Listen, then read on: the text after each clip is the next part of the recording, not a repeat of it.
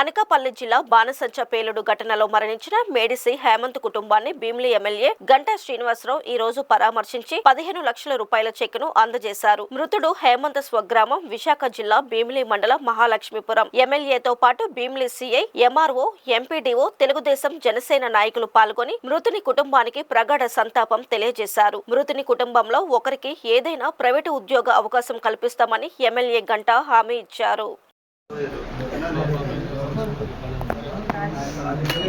అమ్మాయికి దిలీప్లో జాబ్ కనుక ట్రై చేశాడు. మన ఇక్కడికి వచ్చాడు. ఆర్మీ కూడా పెట్టాయి కానీ వాళ్ళ లోకల్స్కి జాబ్లో పట్టలేదు.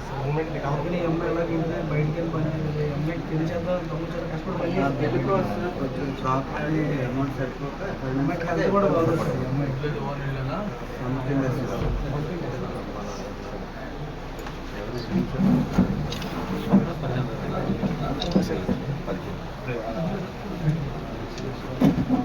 పార్టీలు కూడా వస్తుంది. ఏసీలో వచ్చిన రిలయన్స్ ఫైనాన్స్ పెట్టారు. నీ బాధ నా బాధ నాది.